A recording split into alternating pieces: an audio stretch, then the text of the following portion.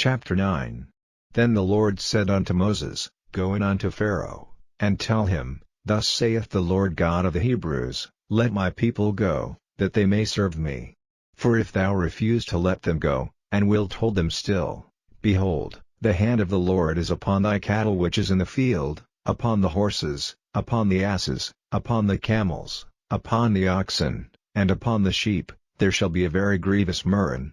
And the Lord shall sever between the cattle of Israel and the cattle of Egypt, and there shall nothing die of all that is the children's of Israel. And the Lord appointed a set time, saying, Tomorrow the Lord shall do this thing in the land. And the Lord did that thing on the morrow, and all the cattle of Egypt died, but of the cattle of the children of Israel died not one. And Pharaoh sent, and, behold, there was not one of the cattle of the Israelites dead. And the heart of Pharaoh was hardened, and he did not let the people go. And the Lord said unto Moses and unto Aaron, Take to you handfuls of ashes of the furnace, and let Moses sprinkle it toward the heaven in the sight of Pharaoh. And it shall become small dust in all the land of Egypt, and shall be a boil breaking forth with blains upon man, and upon beast, throughout all the land of Egypt.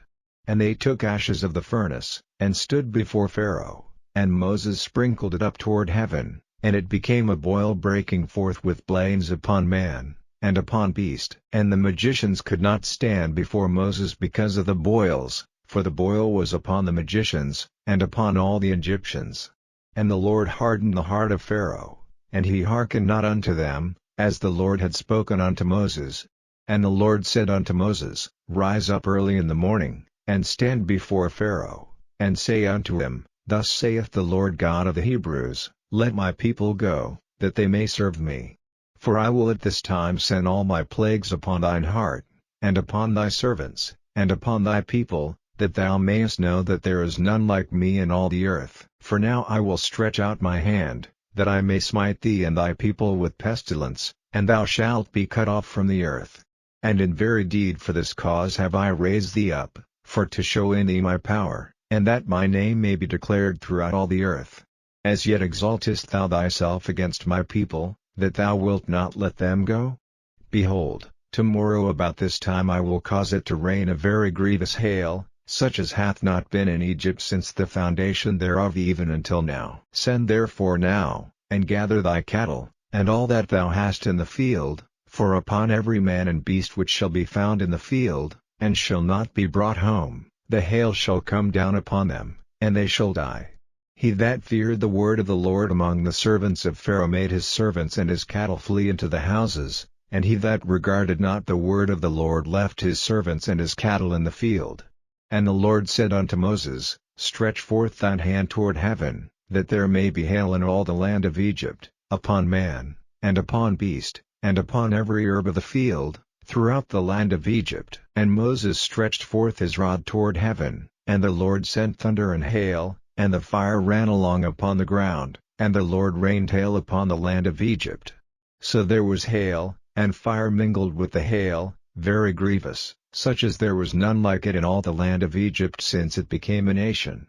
And the hail smote throughout all the land of Egypt all that was in the field, both man and beast, and the hail smote every herb of the field, and brake every tree of the field. Only in the land of Goshen, where the children of Israel were, was there no hail.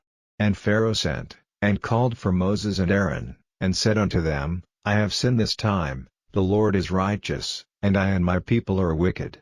Entreat the Lord, for it is enough, that there be no more mighty thunderings and hail, and I will let you go, and ye shall stay no longer.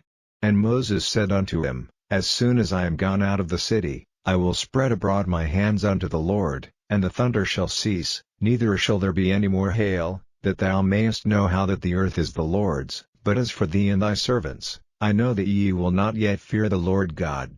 And the flax and the barley was smitten, for the barley was in the ear, and the flax was bold. But the wheat and the rye were not smitten, for they were not grown up.